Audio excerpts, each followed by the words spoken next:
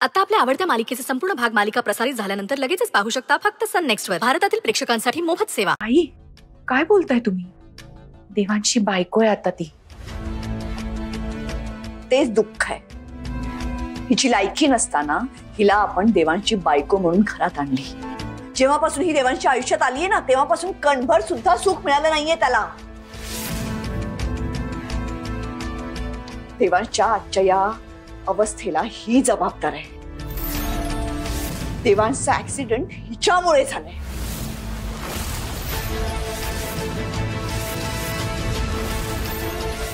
काय बोलताय मॅडम तुम्ही?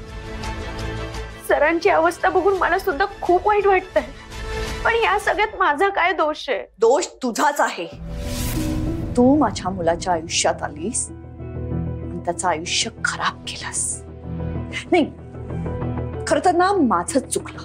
लग्नात मी गप्प नाही राहायला पाहिजे होतं. त्याच वेळी सगळं थांबायला पाहिजे होतं. या चेहऱ्यामागे इतकी लबाड मुलगी असेल असं मला कधीच वाटलं नव्हतं. खरं खरं सांग, हे प्लॅनिंग तू आधीपासूनच करत आलीयस ना? कसलं प्लॅनिंग? कसलं प्लॅन? हे आधी देवांशी मैत्री करायची, त्याच्यासमोर मी किती छान आहे असा आव आणायचा, त्याला आपलंसं करायचं आणि मग ती पत्रिका. एक महिने आमच्या गुरुजींना तू स्वतःच्या बाजूने वळवून घेतलं नव्हतंस ना? नाही खरं खरं सांगायचा नाही, कारण काय ना तुझ्या बहिणीची पत्रिका खोटी होती. ती पण जुळवून आणलीत तुम्ही.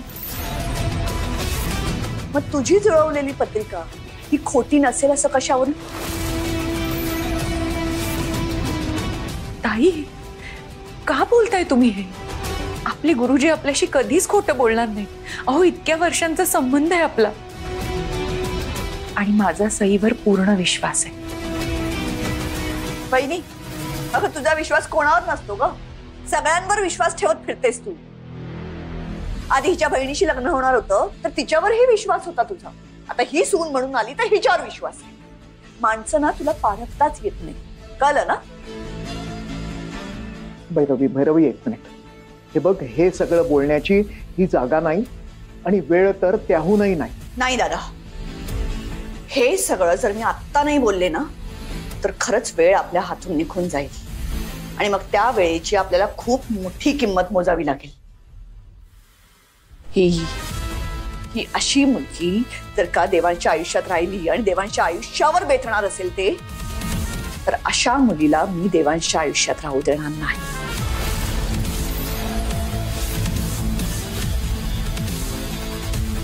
मॅडम, देवांश सरांच्या जीवाची काळजी ना मला तुमच्यापेक्षा जास्त आहे. बायको आहे मी त्यांची आणि आमचं लग्न कुठल्याही परिस्थितीत झालेलं असू दे, ते कोणाच्या मर्जीने होऊ दे अगर नाही होऊ दे, पण सत्य हेच आहे की मी आता त्यांची बायको आहे. अग्नीच्या साक्षीने विधिवत लग्न झालंय आमचं. माझ्या गळ्यात जे मंगळसूत्र आहे ना ते त्यांच्या नावाचं आहे आणि हे मंगळसूत्र म्हणजे फक्त दागिना नाहीये, माझा अभिमान आहे. देवांश सरांना साधं खर्चटलं तरी ना खूप त्रास होतो मला आणि आता तर त्यांचा अपघात झालाय. मॅडम, मी हात जोडते तुमच्या पुढे. मला माहिती आहे तुम्हाला मी आवडत नाही, तुम्हाला माझा खूप राग येतो, पण आज देवांश सरांवर जी काही वाईट वेळ आली आहे त्याला मी जबाबदार आहे असं प्लीज म्हणू नका.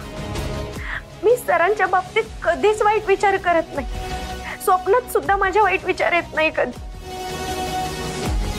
मॅडम, मी खरं सांगते, आता सुद्धा मी देवाला हीच प्रार्थना केली की सरांच्या आयुष्यात जे काही संकट येतात ना ते माझ्यावर येऊ दे आणि सर यातून लवकरात लवकर बाहेर पडू दे. त्यांच्या बाबतीत नाही वाईट विचार करू शकत मी कधी. Shut up. या अशा मोठ्या आणि खोट्या खोट्या बाता करून ना तू देवांश आणि वहिनीला गुंडाळत असशील. पण हा तुझा असा खोटा गरीब चेहरा बघून माझं मन नाही वितळणार, यांचं वितळत असेल. काय ना या चेहऱ्या मागे ना खरा चेहरा काय ना हे मी बरोबर ओळखलंय.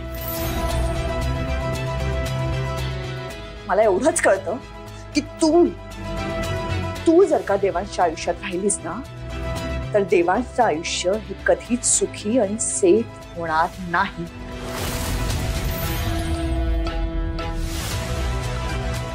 ओ गॉड, जरा काही बोलले की मुळू मुळू रडायला सुरुवात करायची एवढंच माहितीये या मुलीला. काय रडूबाई सून मिळालीये. वहिनी प्लीज रडू नकोस ना तू. बाबा आई, तुम्हाला खरंच असं वाटतंय का सरांचा ऍक्सिडेंट माझ्यामुळे झालाय म्हणून? नाही नाही, अजिबात नाही. हे बघ अगं, भैरवी रागाच्या भरात काहीही बोलून जाते. तू तिचं बोलणं मनावर घेऊ नकोस. सई, अगं आमच्या मनात सुद्धा कधी येणार नाही अशी गोष्ट. तू खरंच जीवाला नको लावून घेऊस बाळा. आणि हे बघ, आता सगळ्यात महत्वाचं हे की देवांची तब्येत नीट व्हावी म्हणून आपल्या सगळ्यांनी प्रार्थना करायला हवी. बाकी तू काहीच मनाला लावून घेऊ नकोस.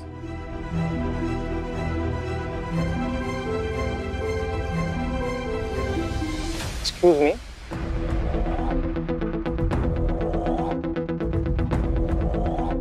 डॉक्टर, देवांश आता कसा आहे? त्याला खूप लागलंय का हो? हे बघा, मी तुमच्याशी खोटं बोलणार नाही, पण तुमच्या पेशंटची कंडिशन फारच क्रिटिकल आहे. त्याच्या मेंदूला मार लागलेला आहे आणि इमिजिएटली ऑपरेट करावं लागेल. ऑपरेशन हा एकमेव पर्याय आहे. पेशंटचा जीव वाचवायचा असेल तर ऑपरेशन करावंच लागेल, नाहीतर तू रडणं थांबव पहिले. हे बघा डॉक्टर साहेब, आम्ही सगळ्या फॉर्मॅलिटीज करतो. तुम्ही ऑपरेशनची तयारी करा बघू. हो लवकर प्लीज.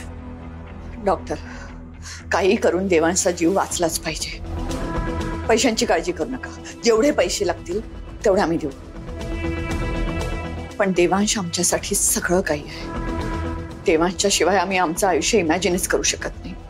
प्लीज काही करून त्याचा जीव वाचवा. हे बघा, आम्ही आमच्या परीने सर्वतोपरी प्रयत्न करू, पण हे ऑपरेशन फार डिफिकल्ट आहे. याच्यामध्ये रिस्क आहे. मी आणि माझी हॉस्पिटलची team, we will try our level best. तुम्ही देवाकडे प्रार्थना करा. हो, आणखीन एक, तुमच्यापैकी कोणाची तरी कन्सेंट पेपरवर साईन लागेल. मी साईन करते. तुम्ही प्लीज ऑपरेशन लवकरात लवकर सुरू करा.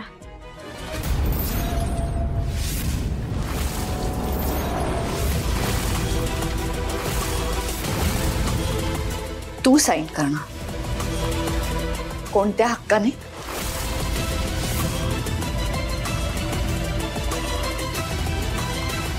तू कितीही ओरडून सांगितलंस ना तरी मला तुझं देवांशी असलेलं नातं मान्य नाही.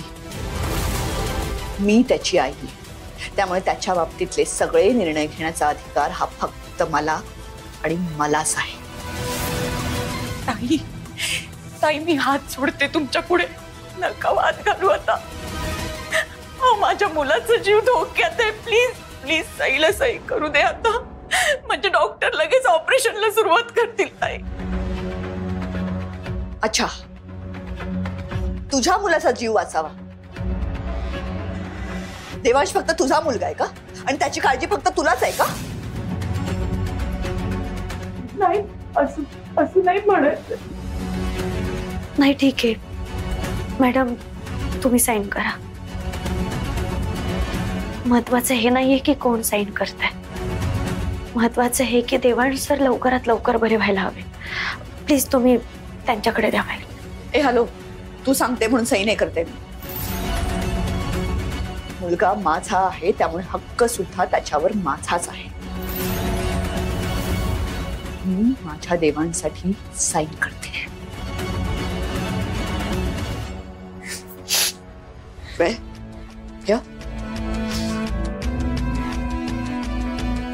लवकरात लवकर ऑपरेशन सुरू करा doctor. We will try our level best.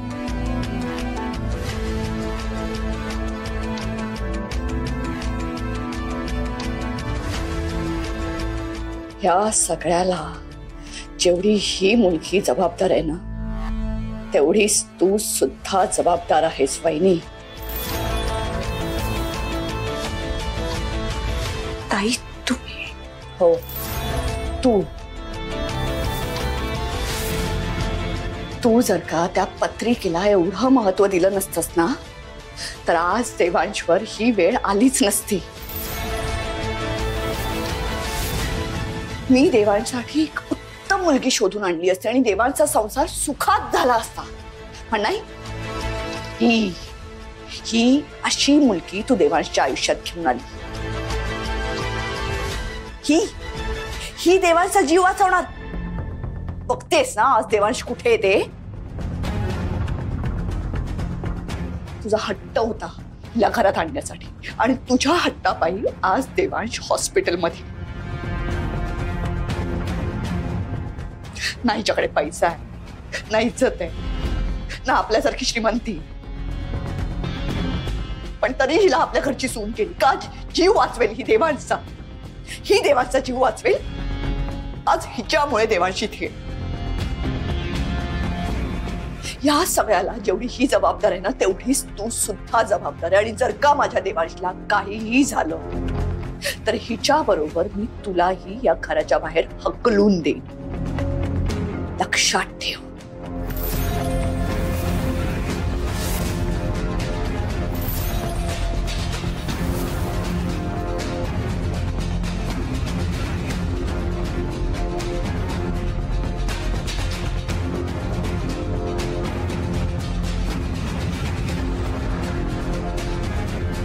Devansh बरा व्हायलाच हवा. पण मला एक कळत नाही, त्याची एवढी वाईट कंडिशन झालीच कशी.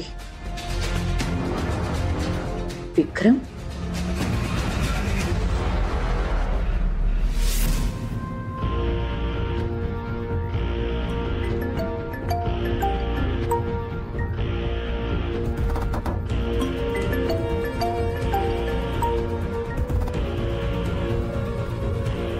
हा विक्रम फोन का उचलत नाहीये माझा. सगळं करून सवरून आता हा माझा फोन उचलायला घाबरतोय वाटतं. माझ्या देवाला हॉस्पिटलमध्ये पोहोचवण्यात याचा हात असेल ना तर सोडणार नाही याला.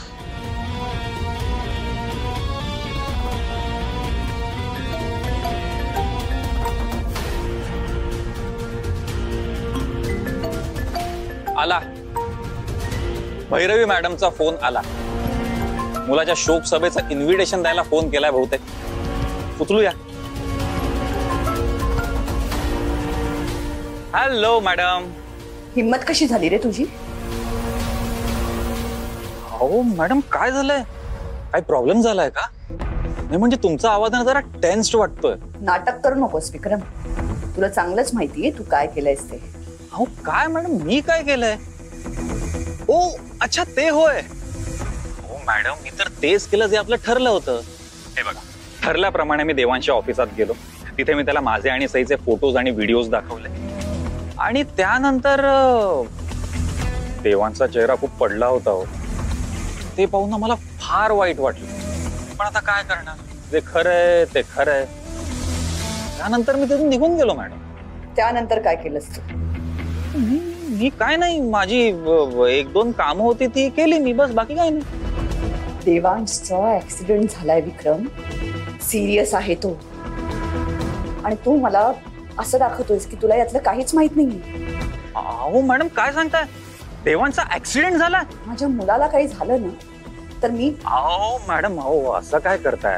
अहो मी खरंच सांगतोय मला माहित नाही. इनफॅक्ट हे सगळं ऐकून मला आता शॉक बसलाय.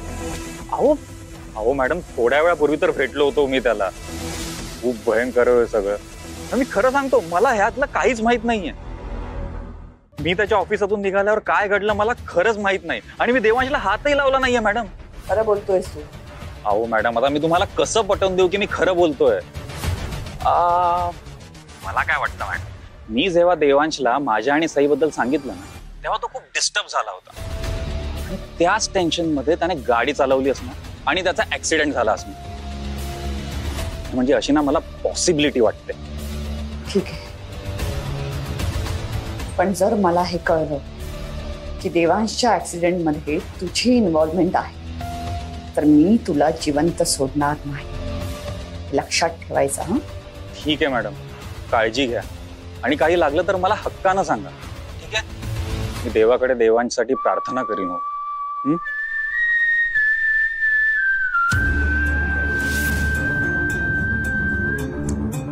हा सई, तुझी आणि माझी जोडी ना ह्या वडापाव सारखी आहे, ज्याला कधीच कोणी वेगळं करू शकत नाही.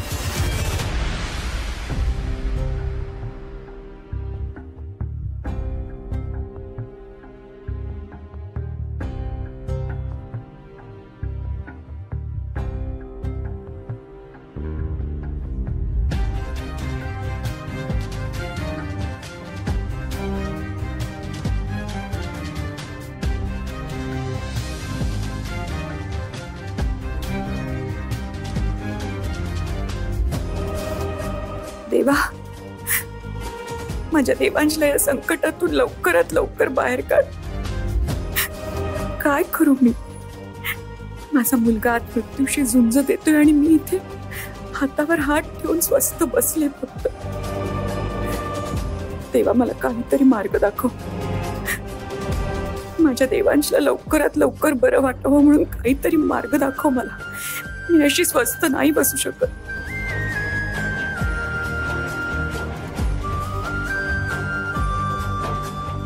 गुरुजी, गुरुजी काहीतरी मार्ग दाखवू शकतील. अहो, जरा गुरुजींना फोन लावा ना. मी बोलते त्यांच्याशी.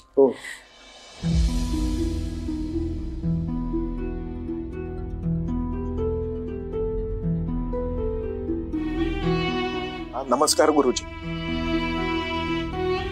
नमस्कार. कसे आहात शरदराव? बऱ्याच दिवसांनी फोन केलात. आम्ही ठीक नाही होत.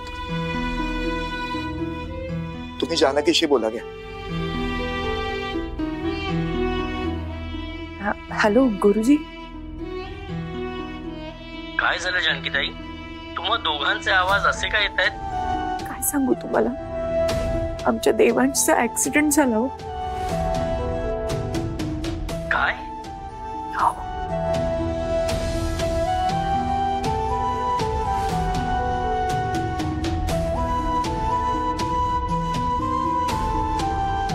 तुमची आता काय अवस्था असेल ते मी समजू शकतो, पण जानकीताई तुम्ही काळजी करू नका. देवांश नक्की यातून बाहेर येईल. नक्की ना गुरुजी? माझा देवांश नक्की बरा होईल ना? हो, खरं सांगायचं तर असं काहीतरी त्याच्या आयुष्यात घडणार आहे याचे संकेत मला आधीच मिळाले होते, पण मी आधी सांगितलं असतं तर तुम्ही खूप टेन्शन घेतलं असतं म्हणून मी काही बोललो नाही. पण काळजीचं काहीच कारण नाहीये. देवांचं लग्न देवकृपेने जिच्यासोबत झालंय ती त्याला या सगळ्यातून नक्की बाहेर काढणार. त्याच्या नावाचं मंगळसूत्र आता सईच्या गळ्यात आहे. जोपर्यंत ती सावित्री तुमच्या घरात आहे तोपर्यंत तुमच्या देवांशला काहीही होणार नाही. ती त्याला मरणाच्या दारातून परत घेऊन येईल. तुमच्याशी बोलून खरंच जीवात जीव आला गुरुजी. जानकीताई, देवांश लवकरात लवकर बरा व्हावा म्हणून एक उपाय करता येईल. काय करायचंय? देवांश बरा व्हावा म्हणून मी वाटेल ते करेन. सांगा ना तुम्ही, काय करू? हे व्रत तुम्ही नाही, देवांशच्या अर्धांगिनीने करायचं आहे. सईला अनवाणी पायानी देवळात जाऊन 101 प्रदक्षिणा घालायला सांगा. त्यामुळे देवांशवरचं संकट लवकरात लवकर टळेल. मी सांगते सईला. आणि हो, काळजी करू नका. परमेश्वर सगळं काही ठीक करेल आणि काही मदत लागली तर कळवा मला. तुमचा आशीर्वाद फक्त माझ्या देवांच्या पाठीशी असू दे. अहो जानकीताई, ते कायमच आहेत. बरं, मग मी ठेवते फोन. बर, ठेवा. काय म्हणाले गुरुजी? गुरुजी म्हणाले की जर सई अनवाणी पायानी देवळात गेली आणि देवाभोवती 108 प्रदक्षिणा घेतल्या ना तर देवांशवरचं संकट नक्की टळेल.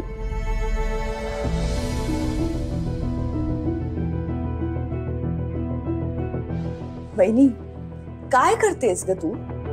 आधीच हिचे आपल्यावर खूप उपकार आहेत, अजून नको बाई. ताई, ताई आता समजून घ्या ना, आणि ही गोष्ट लक्षात घ्या की हे व्रत देवांश बरा व्हावा म्हणून सांगितले गुरुजींनी.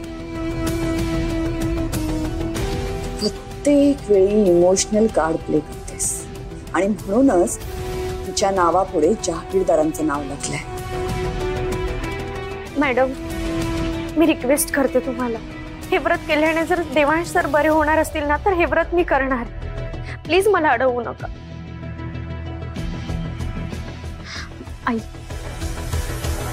देवांश सरांना काही होणार नाही हा शब्द आहे माझा. मी हे व्रत करायला तयार आहे. जातो.